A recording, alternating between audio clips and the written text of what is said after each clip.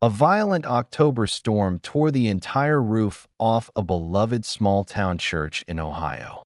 Everything was destroyed. The priest, who had prayed before that statue every morning for 28 years, fell to his knees in the rubble, overwhelmed by something he could not explain. Before we continue, share in the comments where you're watching from and what time it is there. Let's see how far the miracles of the Virgin Mary have reached. And if you haven't yet joined our family, subscribe now, because here, each day, we witness the tender love and mighty power of the Mother of God. The church stood on a quiet corner in a small Ohio town. Dark brick walls, tall stained glass windows that caught the morning light in reds and blues, a single bell that rang clear every Sunday at 8. Built in the 1950s by Italian immigrant families who poured their savings into the parish, it carried the kind of history small towns remember. Generations had been baptized there, married there, buried from there. Everyone knew the building the way they knew the river that ran along the edge of town. Always there, always the same. On the left side of the sanctuary stood a statue of the Virgin Mary, just over 3 feet tall, painted plaster, donated by the Rossi family when the church was new. She wore a light blue mantle, hands joined at her chest, eyes gently lowered. A simple wooden pedestal held her, draped with a clean white cloth changed every week. In front of her, a small iron stand held votive candles, always at least a few burning, even on weekdays. People came at different times, some early Monday mornings before work, some late at night after a difficult day, some only when they needed something urgent. But almost everyone in town had stopped there at least once, lit a candle, spoken a quiet request or a thank you, and walked out feeling a little lighter. Father Joseph Callahan had been pastor for 28 years. 63 now, he arrived young and stayed. He watched children he baptized grow up, marry, bring their own babies to the font. He knew names, family stories, who was struggling, who was healing. After Mass, he stood at the door shaking hands, asking real questions, listening more than he spoke. People trusted him because he never hurried them. His voice stayed calm even when the parish council argued over budgets or when funerals came too close together. His daily routine never changed. Up at 5:30, coffee in the rectory kitchen next door. Walk across the short path to the side entrance. Unlock the door. Step inside. Light a candle before the statue. Pray. Sometimes 5 minutes. Sometimes 20.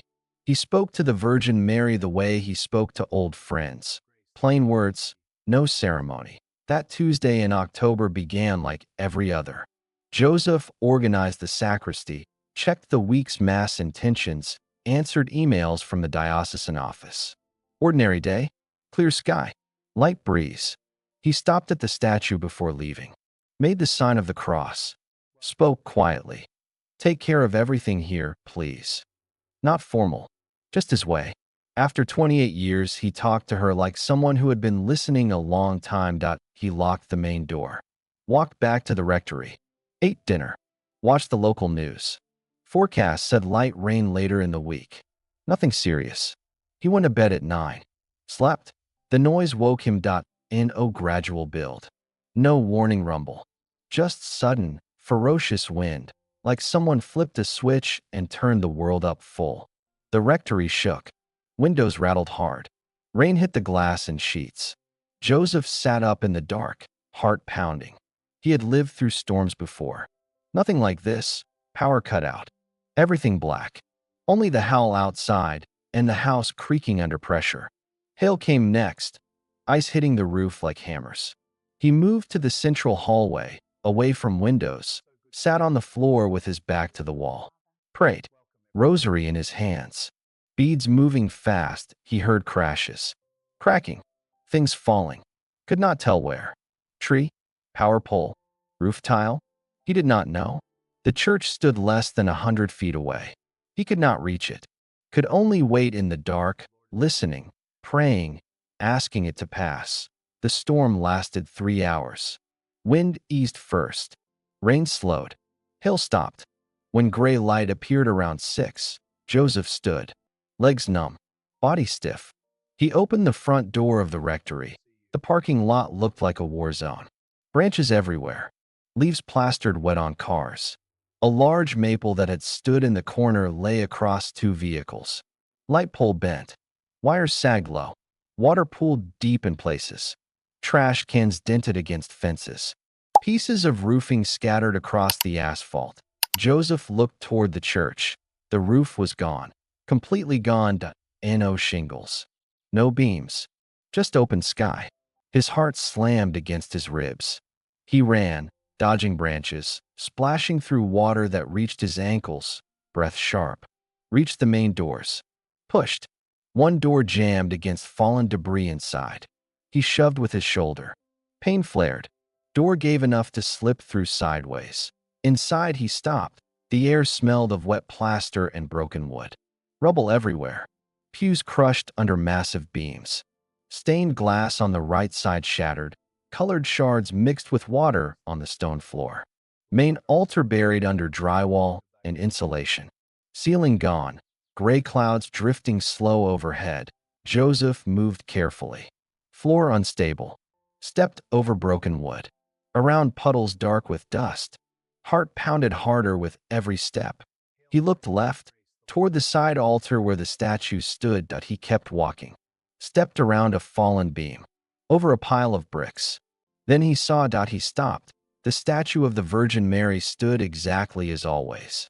3 feet tall. Painted plaster. Blue mantle. Joined hands. Serene eyes. Not a crack. Not a chip. No dust.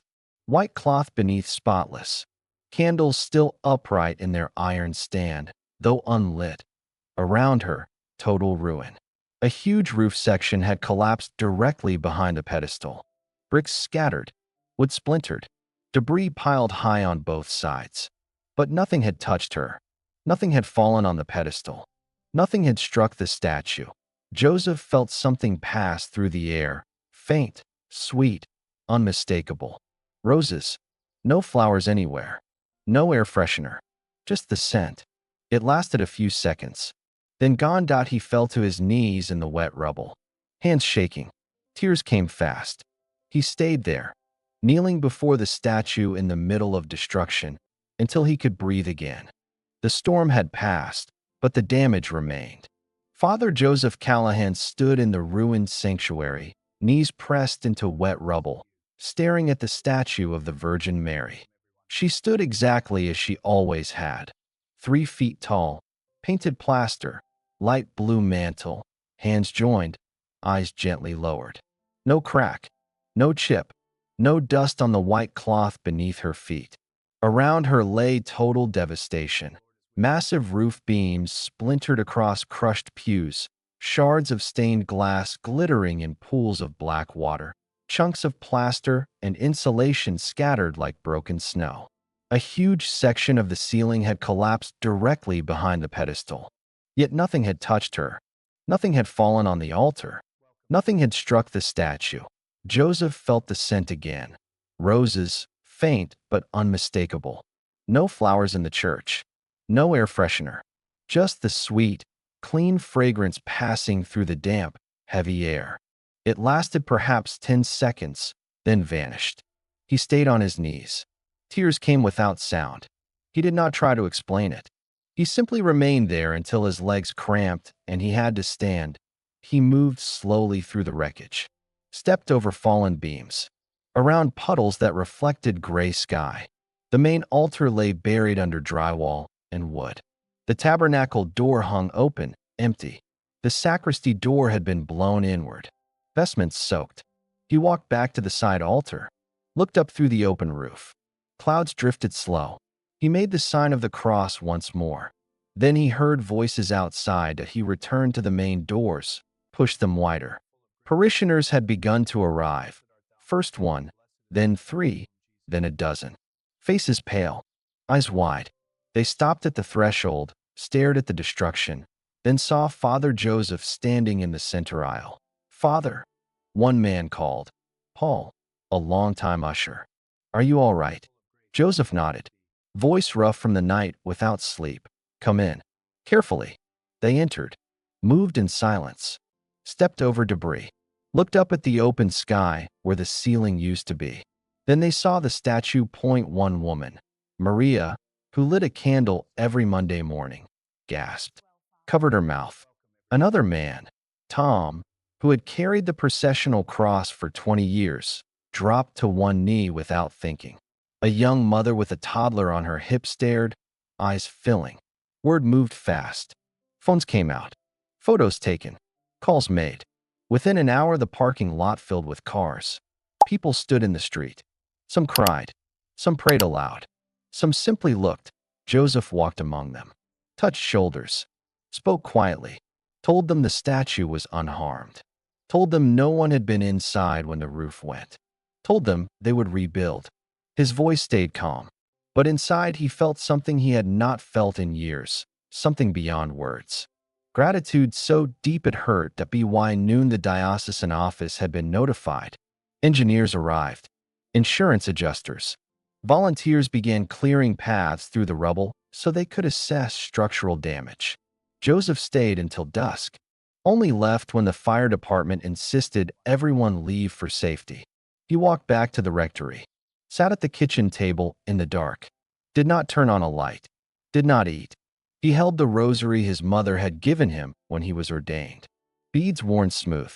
He prayed without words. The next morning he returned at first light.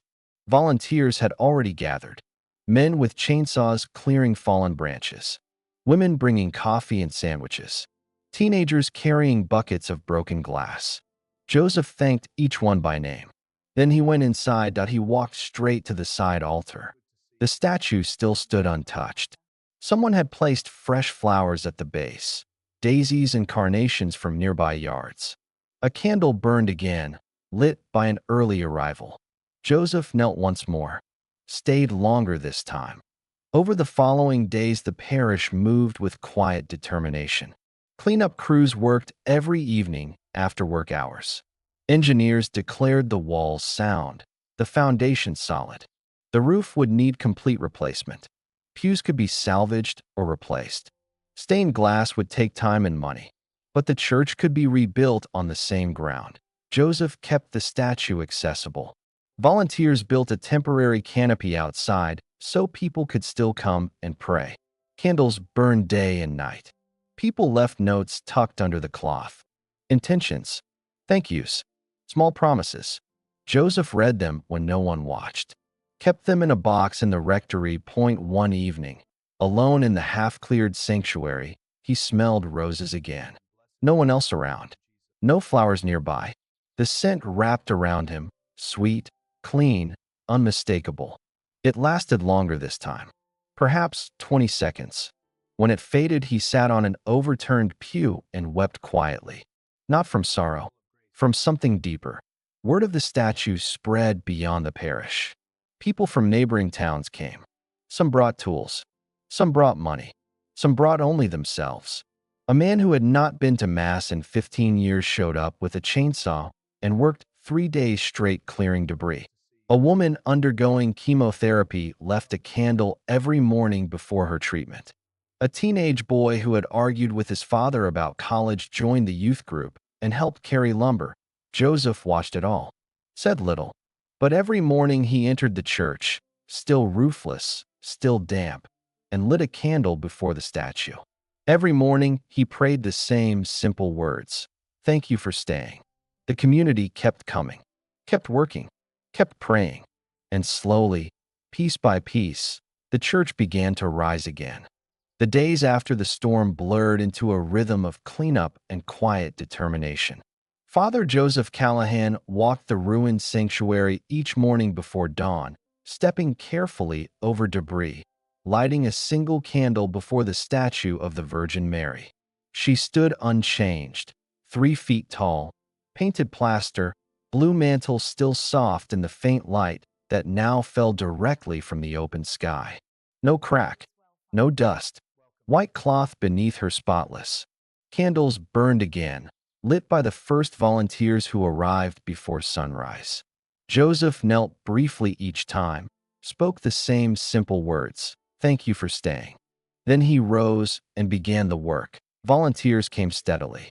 Men with chainsaws cleared fallen branches from the parking lot. Women carried buckets of broken glass to the dumpster. Teenagers hauled wet insulation and splintered pews. Engineers arrived from the diocese, assessed the walls, sound. The foundation, solid. The roof, total loss. But the building could stand again. Joseph coordinated it all with calm efficiency, schedules for debris removal, calls to insurance, meetings with contractors. He never raised his voice, never looked overwhelmed. People watched him and followed his lead. Word of the statue spread beyond the parish borders. People drove from neighboring towns. Some brought tools. Some brought money. Some brought only themselves and stood in silence before the canopy the volunteers had erected outside to protect the statue while the interior remained unsafe. Candles burned day and night under that temporary shelter. Notes appeared tucked beneath the cloth, small folded papers with intentions, thanksgivings, promises. Joseph read them when no one watched. Kept them in a wooden box in the rectory. One evening, alone in the half-cleared church, the scent returned. Roses. Clean. Sweet. Sudden. No flowers nearby. No air freshener. It wrapped around him, stronger this time, perhaps 20 seconds, then faded. Joseph sat on an overturned pew, hands loose in his lap. Tears came again. Quiet. Not from sorrow. From something deeper. He stayed until the light failed completely, then walked back to the rectory in the dark. The community kept coming. Kevin and Brian, brothers who had not spoken in 3 years after a land dispute, showed up on the same Saturday with chainsaws. They worked side by side, clearing fallen beams without a word at first. By noon they were talking. By the end of the day, they were laughing at an old memory. The next weekend, they brought their wives and children, helped haul lumber, stayed for coffee afterward. Lisa and Tyler came too. Lisa had been diagnosed with cancer 3 months earlier. Treatment started soon. She lit a candle every morning before her appointments. Tyler, 17, angry at the world, joined the youth group after seeing the statues standing untouched. He carried wood, swept floors. One evening he stayed late and asked Joseph how the statue could be unharmed when everything else fell. Joseph answered simply, "She stayed. That's all I know." Tyler came back the next day. And the next, Helen arrived one afternoon with her husband. She had been undergoing treatment for a chronic illness that kept her weak and housebound. After the storm, she began walking to the canopy every day, lit a candle, prayed. Her latest scans showed unexpected improvement. The doctor called it encouraging. Helen called it answered prayer. Patricia came alone at first. Her marriage had been unraveling for years. She stood before the statue one evening after the workers left, hands clasped tight. She returned the next week with her husband. They stood together, silent. Then they began counseling. He moved back home. Things were not perfect, but they were trying. James, the skeptic who had not been to Mass in years, showed up with a truck to haul debris. He worked hard, said little. One Sunday, he stayed for Mass in the parish hall, sat in the last row, left before the final blessing. The next week he came again, stayed longer. Joseph watched it all, said little. But every morning he entered the church, still roofless, still damp, and lit a candle before the statue. Every morning he prayed the same words, "Thank you for staying." Rebuilding began in earnest. New roof trusses arrived, walls shored up, pews salvaged or replaced, stained glass ordered from the same studio that made the originals. Volunteers worked evenings and weekends. Donations came from other parishes, from people who had never set foot in the town. The statue remained under the canopy until the interior was safe again. Then volunteers carried her back inside, carefully, reverently, to her original side altar. The white cloth was changed, fresh candles lit. She stood once more where she had always stood. One evening in late November, with the new roof half finished and the first beams in place. Joseph sat alone in the sanctuary. Dust still lingered in the air, the scent of fresh lumber mixed with wet plaster. He looked up at the statue, fresh flowers at her feet, daisies and carnations left by an early visitor. He sat on the floor before her. No kneeler, just concrete. He stayed a long time. When he stood, he felt something he had not felt in weeks: peace. Not because the work was progressing, not because donations kept coming. A peace that had no practical explanation. It came from within. He wiped his face, made the sign of the cross, went home. The reopening Mass was scheduled for the second Sunday in December. The church rose again slowly, piece by piece, over the following 2 months. New roof trusses arrived on flatbed trucks and were lifted into place by crane. Walls were shored up, then patched, and painted the same dark brick red as before. Fresh pews, oak, still wrapped in protective plastic, lined the nave. Stained glass panels, remade by the original studio in Cincinnati, were fitted one at a time until reds, blues, and golds once more fell across the stone floor in morning light. The air inside shifted from damp ruin to the clean smell of sawn lumber, fresh paint, and sawdust. Father Joseph Callahan moved through it all with steady calm. He balanced parish duties, funerals, baptisms, confessions, with oversight of the work. He met contractors early each morning, answered diocesan emails, celebrated Mass in the parish hall on Sundays. He never raised his voice when delays came or when donations slowed. He simply thanked every volunteer by name, shook every hand, listened to every story. People watched him and followed his lead. The statue of the Virgin Mary returned to her side altar as soon as the sanctuary was safe. Volunteers carried her carefully. 2 men at the pedestal, one steadying her shoulders, then set her back in the exact place she had always stood. The white cloth was changed for a fresh one. Candles relit. Flowers appeared daily: daisies, carnations, roses, left by hands no one ever saw. Joseph lit the first candle each morning before dawn. Knelt. Spoke the same words: "Thank you for staying." Rebuilding was not just bricks and beams. It was people. Kevin and Brian, brothers estranged 3 years over a boundary line argument, worked side by side, clearing debris the first week. By the second, they were talking. By the third, they brought their wives and children to help sand pews. One Sunday after Mass, they stood together at the back of the hall, arms around each other's shoulders. No one commented. Everyone simply noticed. Lisa came every morning before her chemotherapy appointments, lit a candle, prayed silently. Her latest scans showed unexpected improvement: tumors smaller, markers down. The oncologist called it encouraging. Lisa called it answered prayer. She brought her 17-year-old son, Tyler, one afternoon. Tyler, angry at the world since his father left, had joined the youth group after seeing the statue untouched. He carried lumber, swept floors. One evening he stayed late and asked Joseph how the statue could survive when everything else fell. Joseph answered simply, "She stayed. That's all I know." Tyler came back the next day, and the next. He began serving at Massachusetts. Lisa sometimes stood in the kitchen after he left for youth group, smiling at nothing. Helen walked to the canopy every day during her treatment for chronic illness, lit a candle, prayed. Her latest test showed the best numbers in years.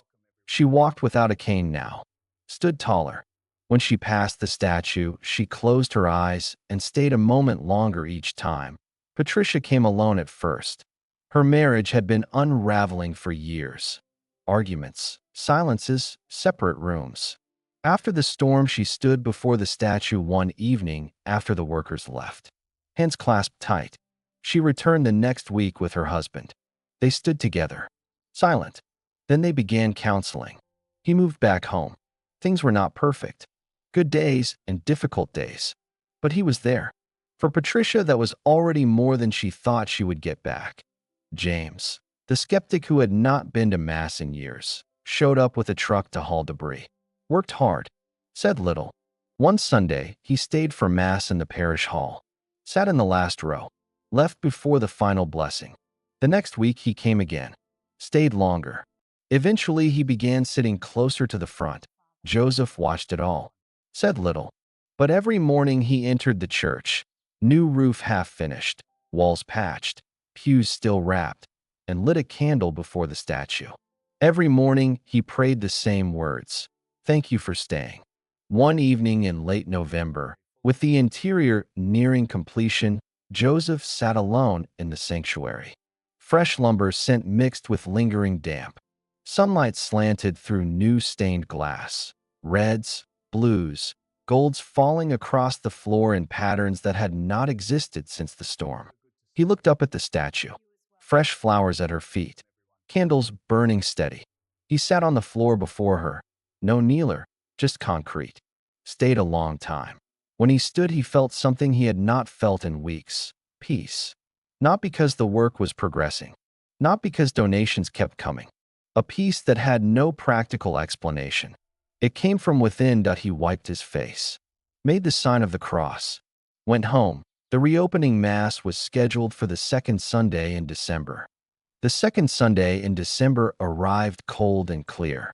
Snow had dusted the new roof overnight, making the dark shingles gleam under morning light. Father Joseph Callahan woke at 5:30 as always. Coffee in the rectory kitchen. Walk across the cleared path to the side door. Unlock it. Step inside. The church smelled of fresh paint, new oak, and candle wax. Sunlight streamed through restored stained glass.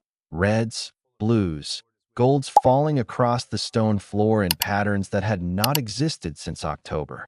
Pews stood straight and unwrapped. Altar cloth crisp white. Everything ready. Joseph walked to the left side altar. The statue of the Virgin Mary stood exactly where she always had. 3 feet tall, painted plaster, blue mantle vivid again. Hands joined, eyes gently lowered. Fresh flowers at her feet. Roses and lilies left by an unknown hand the night before.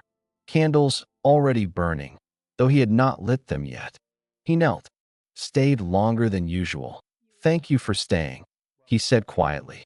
Then he rose and prepared for Massachusetts. People began arriving an hour early. Not just parishioners, people from neighboring towns, from other parishes, from places no one recognized. Cars lined the street. The parking lot filled. Overflow spilled onto the grass. Joseph looked out the sacristy window and felt his chest tighten, not from worry, but from something fuller. They opened the side doors. Set chairs in the aisles. Placed speakers outside for those who stayed on the sidewalk. The church filled quickly. Pews packed. Standing room only. Still more came. They leaned against walls. Sat on the floor near the back. Children on laps. Elderly on folding chairs brought from the hall. Joseph fested. Walked to the entrance. The line to pray before the statue stretched down the aisle and out the door. People waited patiently. Some touched the pedestal. Some whispered. Some simply stood and looked. Mass began. Joseph celebrated with steady hands, but his voice failed 3 times during the opening prayers. He, who had always spoken calmly, could not hold it together that day. At the homily, he had prepared nothing elaborate. No notes. He looked at the packed church, at faces he had known for decades, at strangers who had come because they heard, and spoke what he felt. 2 months ago, I walked in here and found everything gone. Everything we knew was on the ground. Roof gone, pews crushed, glass shattered, but the Virgin Mary was standing, intact, in the middle of it all. And when I saw her there, I understood something I already knew but had never felt so deeply. Faith is not about what we build. It is about what remains when everything falls apart. He paused, looked around. I saw brothers who had not spoken in years working side by side to salvage pews. I saw a mother find strength for treatment she thought she could not face. I saw a young man who had walked away come back to help carry lumber. I saw a couple begin again after years of silence. I do not know what to call this. I only know she remained. And when she remained, you all remained too. And that changed everything. The church stayed silent for perhaps 5 seconds. Then someone clapped. Then everyone. The sound rolled through the space. Warm, real, unbroken. After Mass, the line to pray before the statue stretched more than an hour. People moved slowly. Some knelt. Some touched the white cloth. Some lit candles. Kevin and Brian passed together with their wives and sons. When the brothers knelt side by side, Kevin placed a hand on Brian's shoulder. They stayed a long moment. Lisa and Tyler came next. Tyler lit a candle carefully, as though it mattered deeply. Lisa stood behind, watching her son, smiling at nothing in particular. Helen walked steadily, no cane now. Her latest tests had been the best since diagnosis. She closed her eyes before the statue, stayed longer than usual. When she opened them, she was smiling. Patricia and her husband came together. They stood side by side, silent. Then she reached for his hand. He took it. James, the skeptic, came last. He stood before the statue for 30 seconds, hands in pockets. Did not pray aloud, did not light a candle, simply looked. Then he turned and walked out. The months that followed confirmed none of it was temporary. Kevin and Brian continued seeing each other. Sunday lunches with their families became routine. Tyler stayed active in the youth group, serving at Mass, helping with the younger children.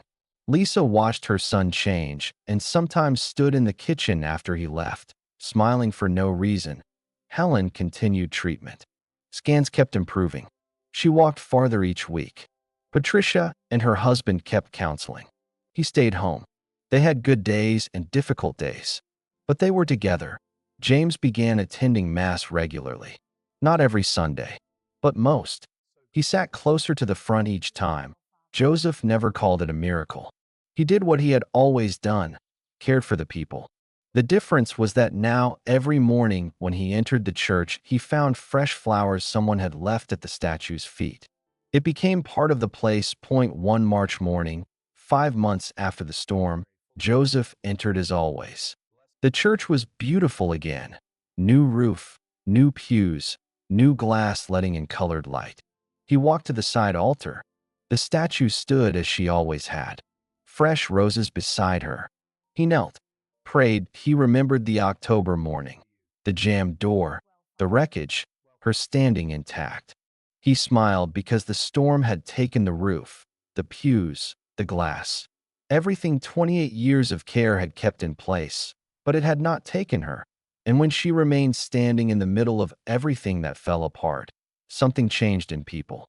In each person who walked into that church and felt something they could not explain, miracle, coincidence, faith. Each person carried their own answer. That March morning, Joseph did what he did every day. He prayed. He did not ask for anything. He simply gave thanks. Because after everything, he was certain of one thing. She remained. And that changed everything. Before I finish this story, I want to invite you to something close to my heart. If the quiet endurance of the statue and the way it drew people back to one another has touched you, come join our prayer community. People from many places gather here to pray the rosary together, share burdens, and lift one another in faith. Click the button below to become a channel member and pray with us. Your presence matters. And if this account reached you, if it stirred hope or wonder or simple gratitude, do one small thing for me. In the comments, write the word reconstruction. Just that. The word that means more than new beams and glass. It means rebuilt lives, rebuilt relationships, rebuilt faith.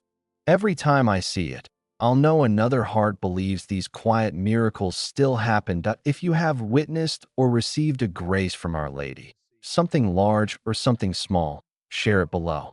Your words may be the encouragement someone else needs today. Pass this along to a friend who could use a reminder that what truly matters often remains standing when everything else falls.